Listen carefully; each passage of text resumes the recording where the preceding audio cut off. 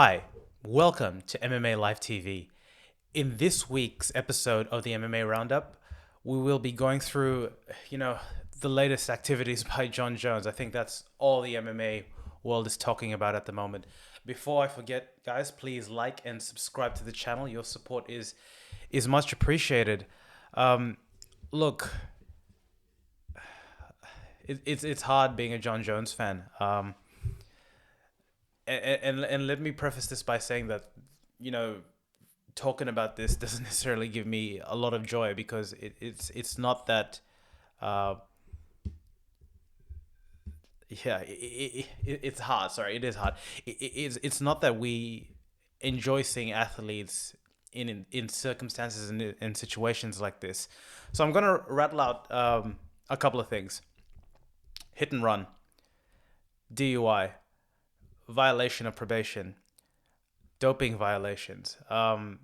These are just some of the infractions that, through his illustrious career, Jon Jones has gone through. And wow, they don't read very well, don't they? Do they? Think of it this way: if you were in any other profession, could you potentially get away with this? I mean, could you operate in your profession? I mean, there are a lot of people that are working alcoholics that drink at a high rate and are still able to function well. But like, could I be a lawyer and have, violations in terms of my my working, in terms of like the doping violation here? Like, could I work as a lawyer if I had a drinking under influence, hit and run?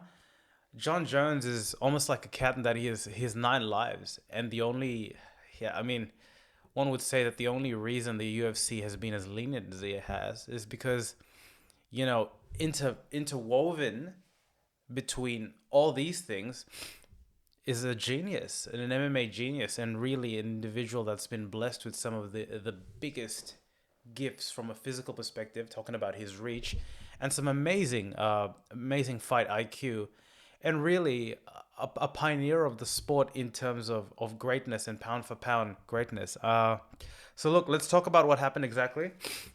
Here's a very brief detail. Just going to read it straight off. In the early morning of March the 26th rather, an Albuquerque Police Department officer pulled up on Jon Jones's car after hearing a gunshot in the area at around 1 a.m., according to police reports.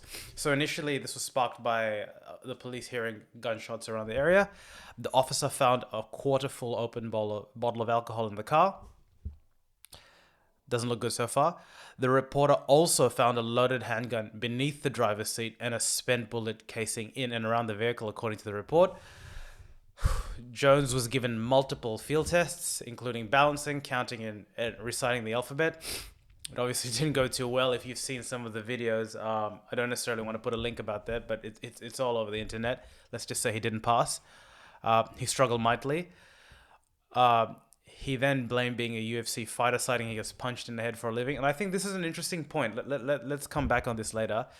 Jones was ultimately arrested and booked for aggravated driving while intoxicated, DUI, negligent use of a deadly weapon, and possession of an open container. Wow. While officers are putting Jon in the car, he's overcome with emotion and begins to weep, telling the officers, "I'm scared for my family." Yeah, that's tough. If you've seen the video, it's not the easiest video to watch. I mean, I'm sure that what happened to him in terms of like the tests and stuff that the officers were doing weren't too dissimilar to what a lot of individuals who get tested by the police officers does. But it's just sobering to watch a guy, an individual of the caliber of Jones, of the stature of Jones, a guy that's, well-spoken, eloquent, has all the resources at his hands, just succumb to whatever demons he's fighting time and time again. It's really tough. And I think I've seen a lot of news outlets say that they weren't surprised about what happened. And I'll be honest, I was. I mean, maybe naivety here, maybe I want to believe that he's finally turned over a good leaf. I was shocked. Yeah, I was shocked. I mean, maybe it's the COVID stuff as well. I just can't imagine. Yeah, it's mind blowing. It's absolutely mind blowing. In my mind, here. Obviously, a leopard doesn't change his spots, and when you read the violations and the infractions that he's had in the past, you can put two and two together and say, look, uh, there's adequate reason to not be to be shocked about this, but he's going through something. We've known, it's not that we've known this for a while, but like he repeatedly uh, has these infractions. It's tough to hear, and what's tough is how good of a fighter Jon Jones is. At what point do we, as a UFC audience, as we as a UFC consumer, can we actually disassociate Jon Jones the fighter and Jon Jones the individual? Can we? Like, should we? And that's an important question. Should we be able to do that?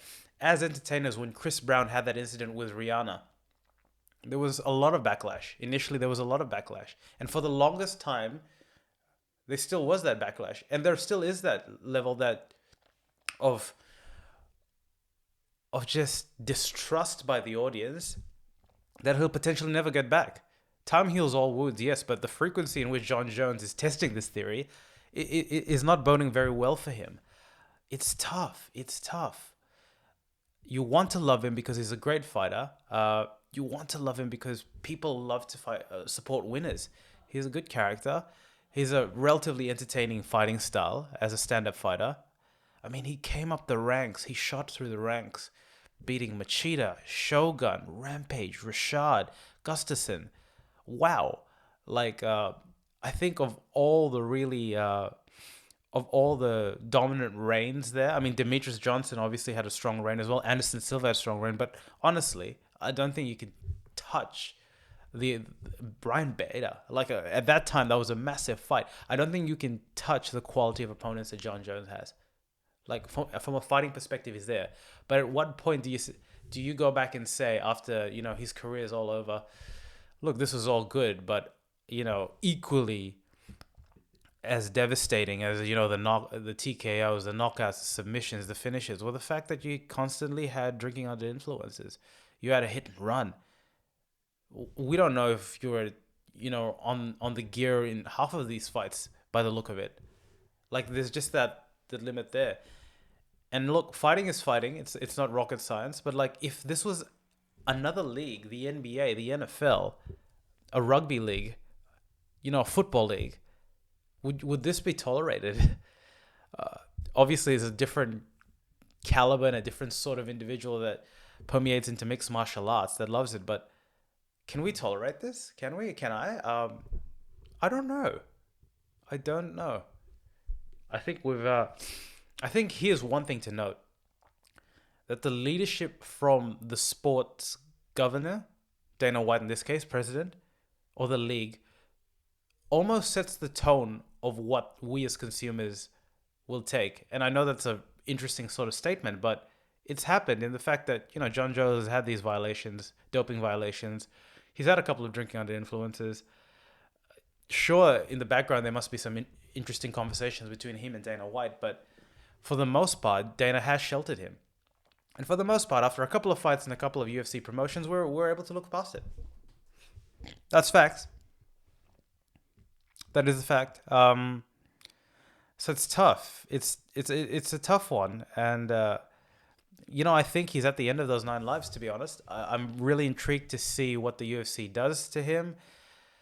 They won't cut him out completely, but it doesn't reflect good on the sport. And you'd think that there's enough stand-up guys. Yeah, like it's a tough one. It's a tough one. Now I want to go back to one element here, and obviously one could say that he was scared and he was using any trick on the book to try and blame why he was not passing these field tests. But it cites here that John blamed being a UFC fighter for having really bad short-term memory, getting punched in the head for a living. Yeah, look, when I first heard this, I'm like, yeah, look, he's really using whatever he can to get out, and that's probably it. Maybe I'm reading way too big into it, but is there something here? Not necessarily, I'm not saying it's causing these actions or stirring these actions, but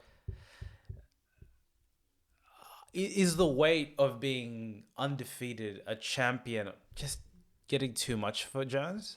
Um, I don't know. Personally, never been in that situation, but I can only imagine how difficult it must be. And that's why all of these comments are just laced with a bit of empathy, because we'll never know the pressure, but at the same time, that is what you signed up for to when you became a UFC fighter and when you became a UFC champion.